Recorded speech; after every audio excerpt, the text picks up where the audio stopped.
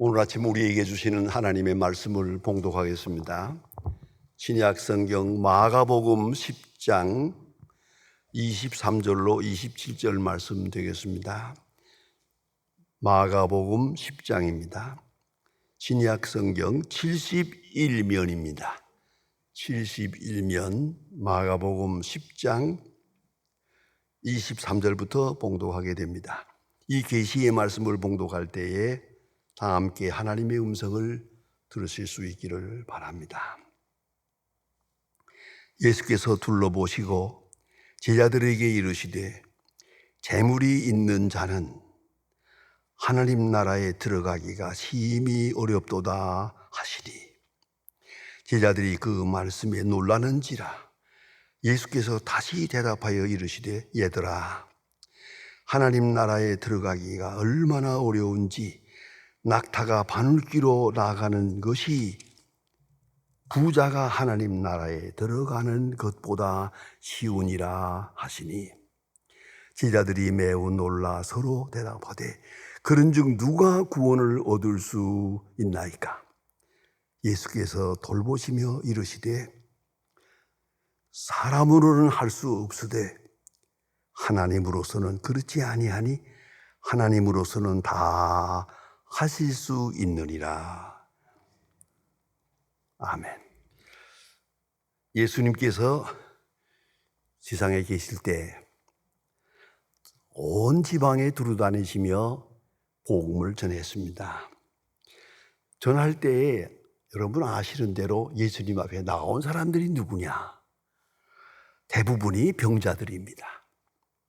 문둥병 환자, 장님, 그리고 가난하고 어려운 그 처지에 있는 분들이 예수님 앞에 나왔습니다. 그리고 특별히 하류층에 있는 분들, 경제적으로나 사회적으로나 종교적으로나 소외당한 하류층에 있는 분들이 다 예수님 앞에 나와서 위로를 받고 병고침을 받고 구원받은 역사를 우리가 잘 알고 있습니다. 그러나 예수님께서 만나신 분 가운데는 꼭 그런 분만은 아닙니다. 특별히 니고데모 같은 분, 이런 사람은 지체가 높은 분입니다. 아주 사회적으로나 종교적으로나 많은 존경을 받는 그런 높은 신분의 사람입니다. 예수님께 와서 말씀을 듣고 중생의 교리를 듣게 됩니다. 그리고 또 한 가지를, 오늘 본문에 나타난 사람, 이름은 없습니다만은 그저 율법사라고도 합니다. 이 사람은 젊은 귀족입니다. 부자요, 귀족이요, 종교적으로도 많은 사람에게 존경을 받는 그런 젊은 사람, 젊은 귀족 한 사람이 예수님 앞에 나와서 소원을 구하게 됩니다. 이건 아주 특별한 케이스입니다. 눈이 어두워서 나온 게 아닙니다. 병을 고치러 나온 것도 아닙니다. 복잡한 문제를 해결받으려고 나온 거 아닙니다. 이분이 예수님 앞에 나온 소원은 딱 하나. 무엇을 하여야 영생을 얻으리이까? 영생 문제를 가지고 예수님 앞에 나왔습니다.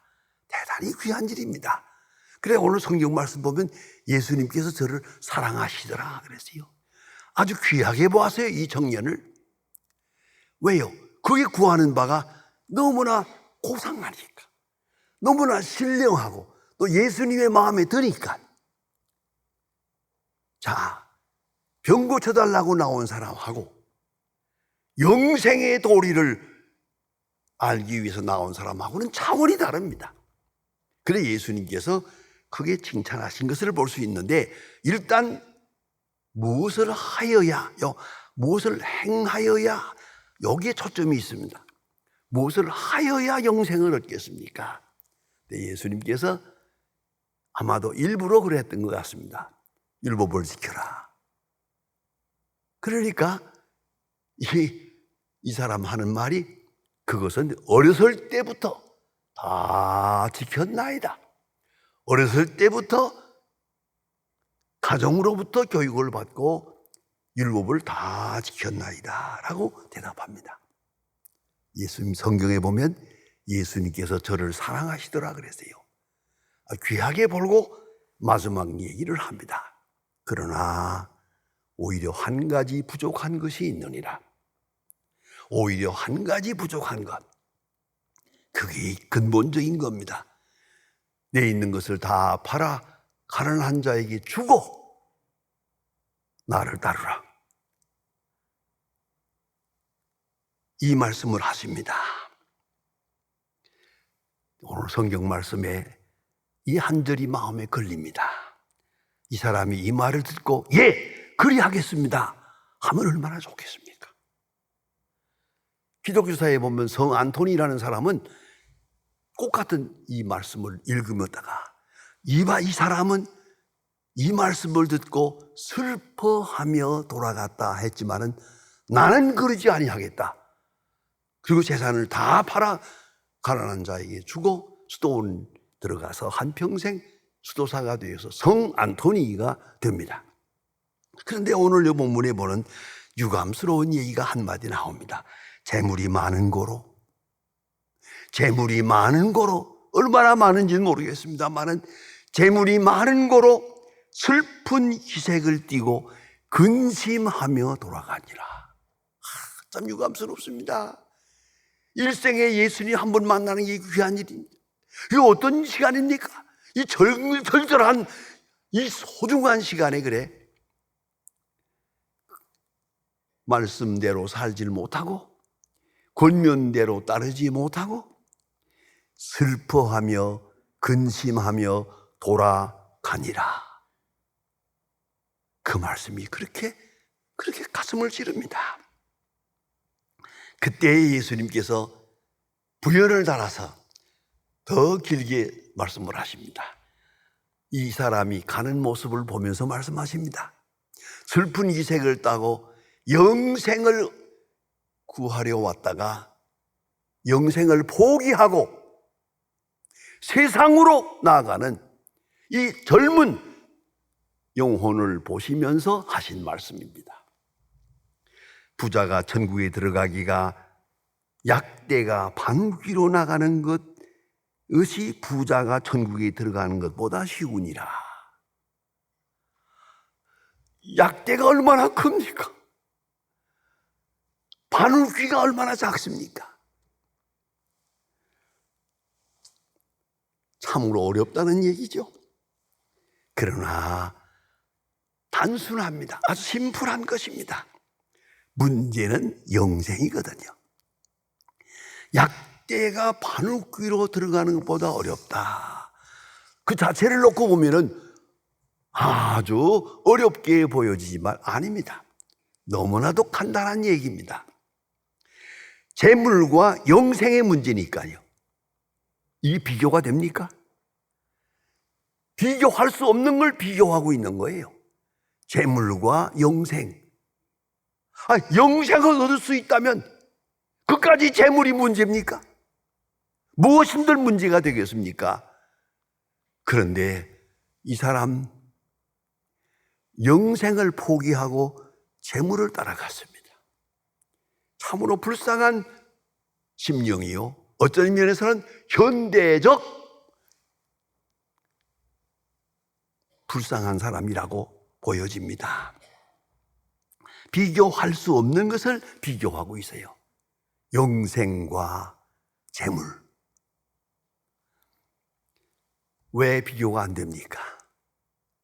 그 종말 때문입니다. 재물이란 지켜질 수 없는 것입니다. 내가 아무리 부르짖고 있고 가지려고 해도 언젠가는 내가 세상 떠날 때 손을 놓을 수밖에 없잖아요.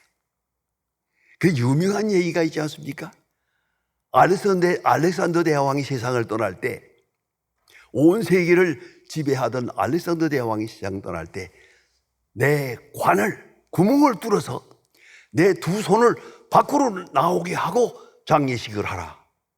상상을 해보세요. 관을 메고 가는데 관 구멍이 뚫려서 두 손이 밖으로 나와 있어요, 시체에게. 그리고 이 두 손이 흔들흔들하지. 어떻게 했겠습니까? 어떤 사람이 물었대요. 저게 무슨 뜻이냐고. 그러니까 간단하게 대답했습니다. 공수래, 공수거. 아무것도 가지고 가지 못한다. 알렉산더 대왕이 빈손으로 간다. 이걸 보여준 거예요. 그러면 언젠가는 다 내놓을 수밖에 없는 건데 어떻게 이걸 영생하고 바꿉니까? 다 버리고라도 영생을 얻어야 할 거 아니겠어요? 그런데 이 사람은 영생을 포기하고 재물을 얻었다는 것이죠. 참으로 불쌍한 사람입니다. 여러분, 다들 한번 성지순례라든가 로마라든가 이런 데 가보셨겠습니다만 로마에 가게 되면 많은 사람들이 보는 것은 그 화려한 성당, 베드로 성당 뭐 이런 거 많이 봅니다만은 가장 중요한 것이 있습니다. 제가 갔을 때 가장 인상적이었던 것은 카타콤베입니다. 카타콤베라는 것은 굴입니다. 이 굴이 있어서 그리스도인들이 그 굴 속에 들어가 살다가 죽었다, 뭐 그런 얘기인데, 난 그 카타콤베에 가서 크게 세 가지를 깨달았습니다. 깜짝 놀랐습니다. 왜요? 나는 어렸을 때 그 고향에 살 때 보면 산이 많아요. 그 산에 올라가 보면 굴이 많아요. 그 굴 속에 들어갔다가 나왔다 하면서 어렸을 때 굴 구경을 많이 했는데, 그래서 아마도 산 속에 굴이 많아서 기독교인들이 박해를 피해서 그 속에 들어가서 아마 숨었던가 보다, 그렇게 생각하세요. 카타콤베를.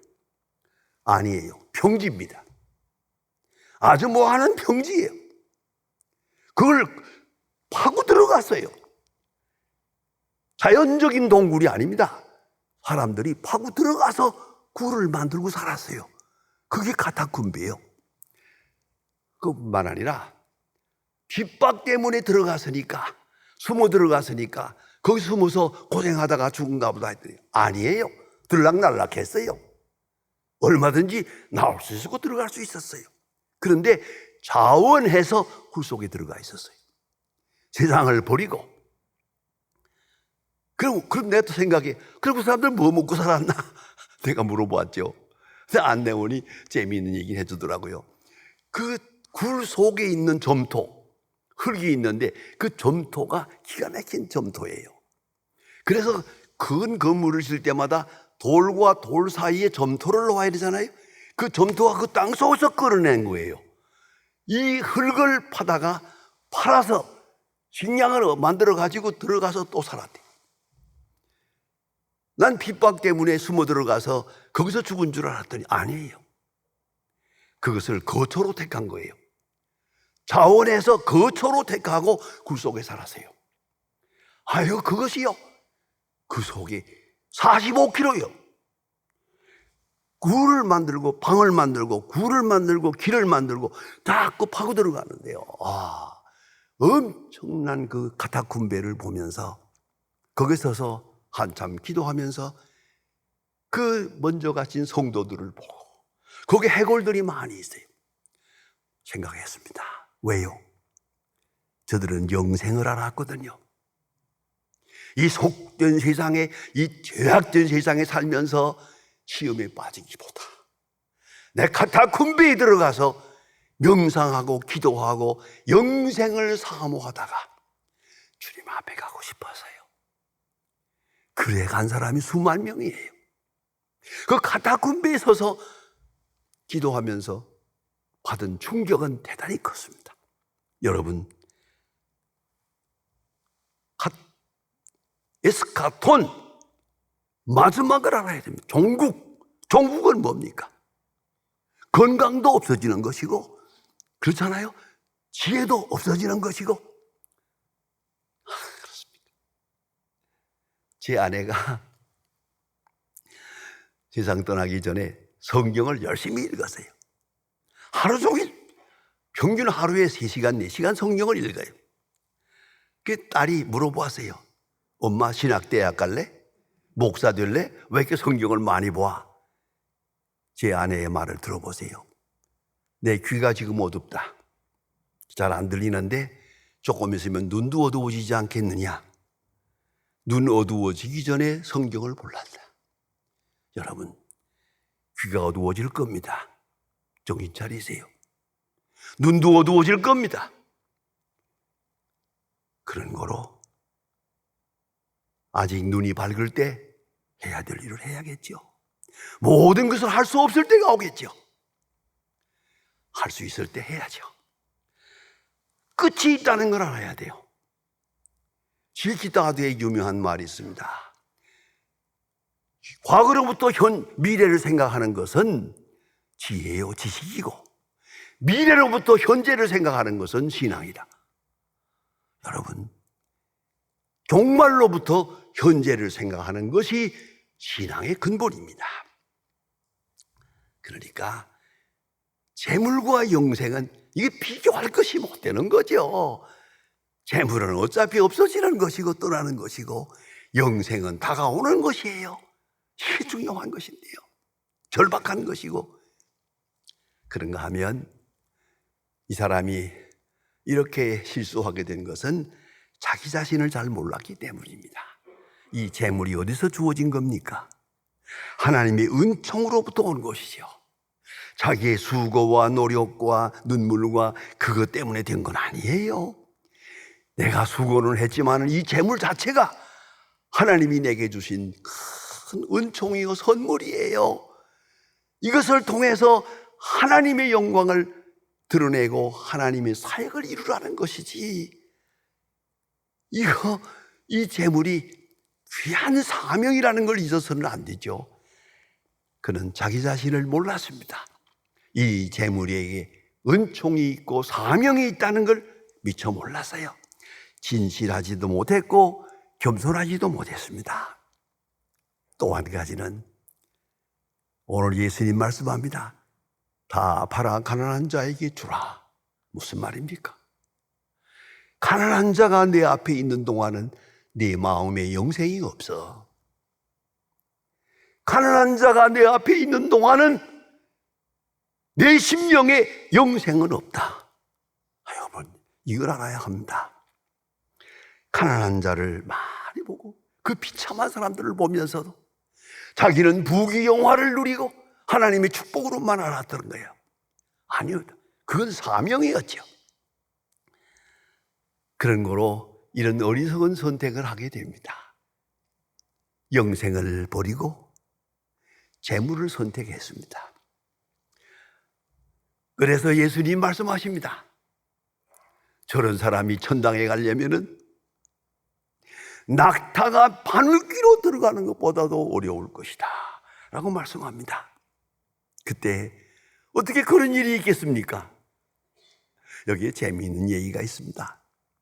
유치원 아이들끼리 성경 얘기를 하다가 낙타가 바늘귀로 들어간다 하는 얘기를 했어요. 다들 안 된다, 그건 한 아이가 그건 쉽다. 어떻게 쉬우냐? 딱 마술을 걸어가지고 낙타를 조그맣게 만들면 되잖아. 바늘귀로 쏙 들어가게. 이렇게 웃는 얘기를 했습니다마는 그것이 사실입니다.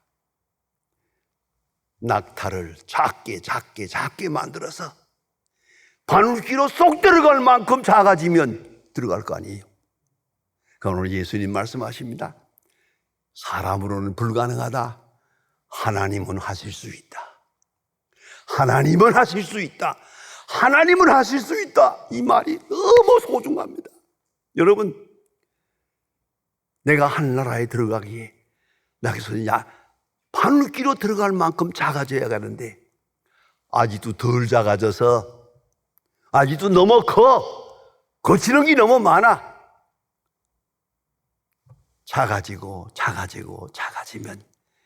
영생을 경험하게 될 것입니다. 이걸 잊지 말아야 합니다.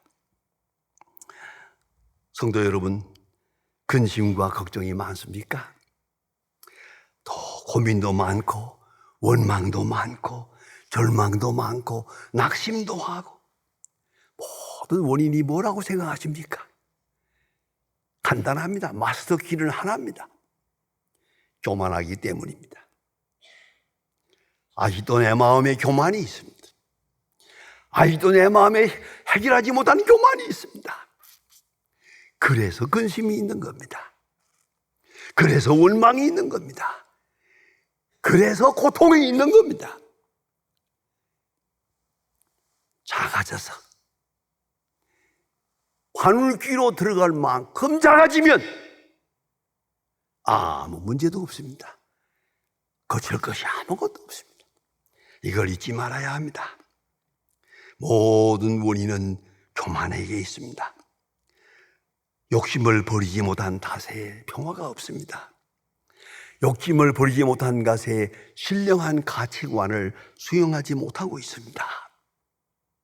자기 교만, 그 변변치 않은 자기 교만 때문에 마음의 평화가 없습니다.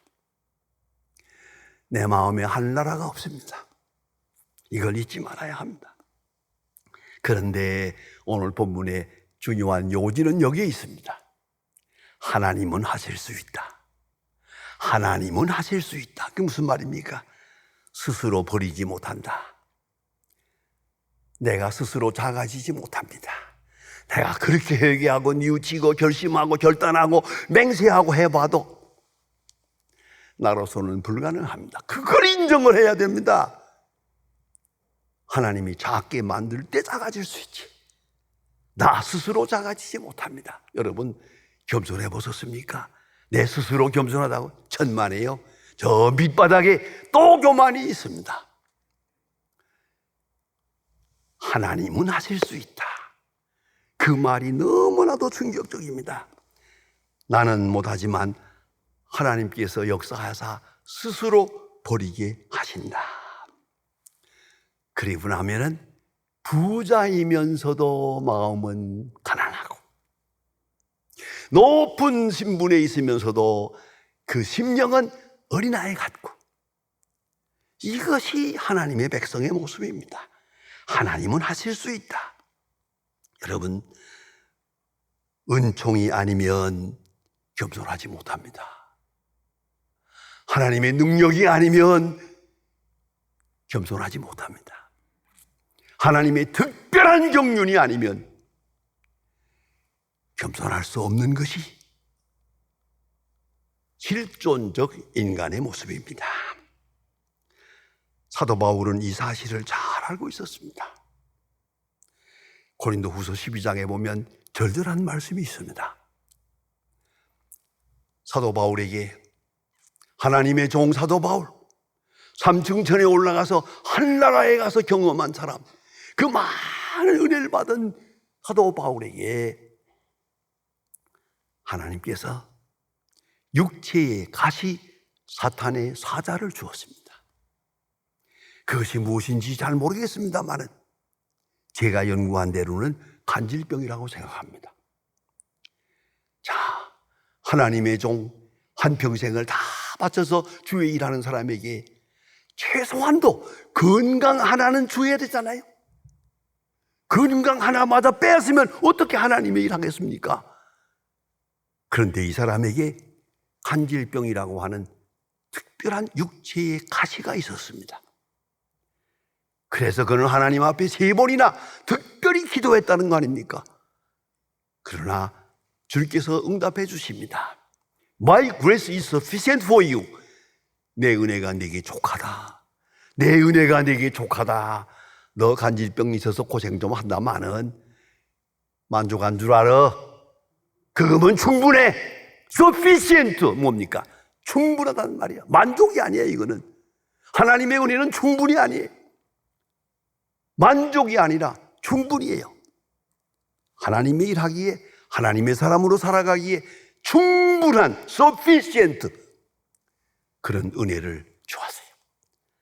사도 바울은 이제 더 이상 기도하지 않습니다. 육체의 가시를 제거해 주세요. 이거 떠나게 해주세요. 건강하게 해주세요. 아니, 그는 깨달았습니다. 나는 약할 때 강하다. 나는 약할 때 강하다. 하나님은 나를 약하게 만드시고 강하게 하신다.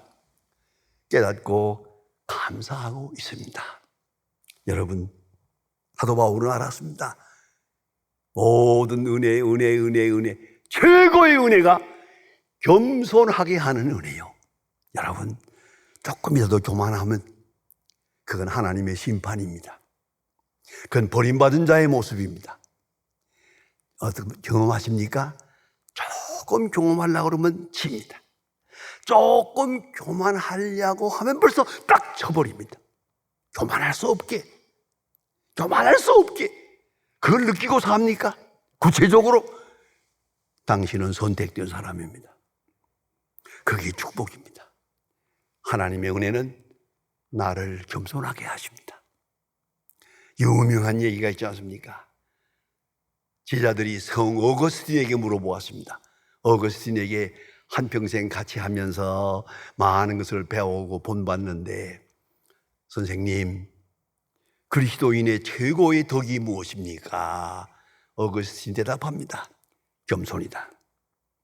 두 번째 덕이 무엇입니까? 겸손이다. 세 번째 덕이 무엇입니까? 그것도 겸손이다. 이것이 유명한 칼빈의 기독교 강해에 나오는 얘기입니다. 그런데 제가 읽어가다가 이 말씀에서 정말 깊은 감동을 받았습니다. 겸손. 그리스도인의 덕의 최고는 겸손이요. 이제 묻습니다. 어디까지 겸손하냐고? 얼마나 겸손하냐고? 얼마나 겸손한 가운데 사느냐고? 모든 것을 겸손으로 소화하고 사느냐고?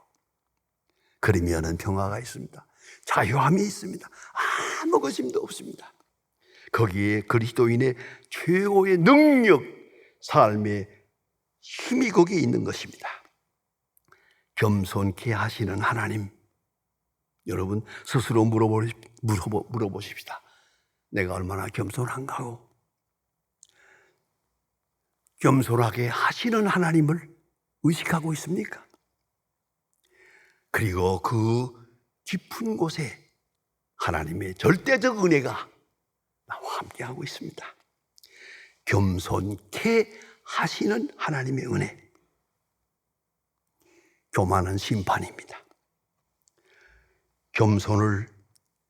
겸손케 하시는 하나님의 역사, 깊이 감사하고 순종하고, 그리고 그 은혜에 행복해야 할 것입니다. 문제의 마스터 키는 겸손이요. 겸손케 하시는 은혜가 최고의 은혜다. 그걸 잊어서는 안 되겠습니다. 하나님은 하실 수 있느니라. 하나님은 하실 수 있느니라. 꼭 잊지 마시기 바랍니다. 기도하십시다.